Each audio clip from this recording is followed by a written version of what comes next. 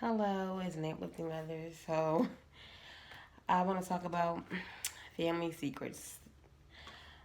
Um, I talk to a lot of people, and a lot of times it's always like the topic at hand: family secrets. Um, and this could be for a lot of different things. It doesn't have to be dealing with sexual abuse necessarily. It could be a number of things. Like it's just some families, just or a lot. Every family have family secrets.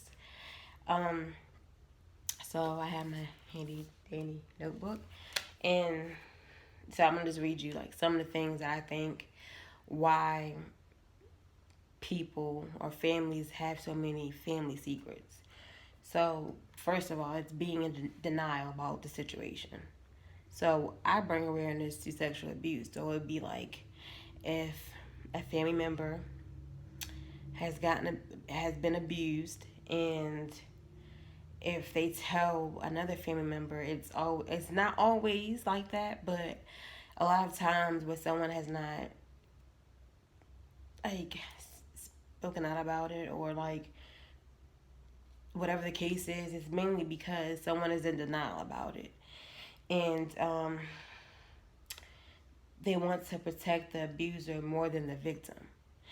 And sometimes it's like not that they are being maybe insensitive about the situation, but they are conflicted. And when you're conflicted, you just don't know how to react or what to do. Um, a lot of cases,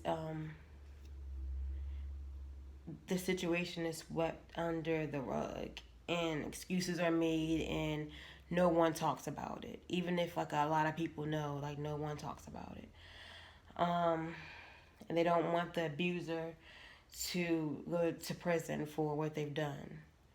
Um, and sometimes they send the victim off because it's like, okay, well, it's so many cases and every situation is different, but a lot of times it's like maybe they just don't care about what happened to the victim, and they just like, well, I'm gonna protect such and such, so I'm gonna send you off because you're the problem. That's how some people minds are. Um, they sometimes treat the victim differently, and there's no justice for what has happened to them. And the statement is so, the statement right here, it's so true in a sense. What goes on in this house, and I put or family, house and or family, stays in this house and family. And that is whatever happens in this house stays in this house. You don't go and tell our business, and you don't go and say this, and that. That's how family secrets come about. Like, you just don't talk about it. And a lot of times, like, when you don't talk about things, you don't know the basis on what has happened before you have even been born, or whatever the situation is. So you don't know. If you don't know something, it's like you're more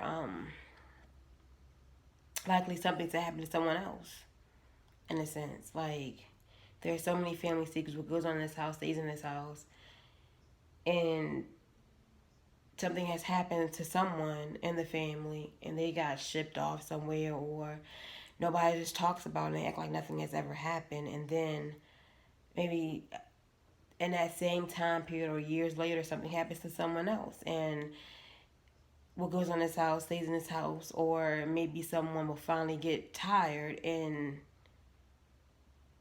step up and help the victim. Like, it's so many situations and examples that I can use, and every situation is different, and a lot of people, they just go through things differently, and they feel a different way about this thing, family secrets. When you don't talk about something and something happens and you don't deal with it, it can cause pain. It's pain that you don't, in a lot of cases, pain that people don't know how to cope with. So if there's pain, it can sometimes lead to so many many things, so many bad things. It can lead to addictions and just self harm and just so many negative things that can happen if we don't speak out, or if we're just feel like we can't speak out about a situation. We can't heal until we address all our hurts and pains. If we go around, it's like we don't have to tell everyone our business. That's not what I'm saying at all, because you don't tell everyone your business. But if you don't get the help that you feel like you need for what has happened to you, even if you don't tell the police or that person don't go to prison, but if you can find a someone or something to help you deal with what you've been through and you can heal from it, that's the only thing that ultimately matters, is what can help you be a better you. Um, we have to do what's best or what's right for us and stop worrying about what people will say and do. I say this because a lot of times in our family, we don't want our family members to be mad at us. We don't want to go against the grain of things. We don't want to hurt anyone, but at the same time, as we're not trying to hurt others, we're hurting ourselves. And we're like conflicted between doing what we know is right and trying to uphold our family name and to not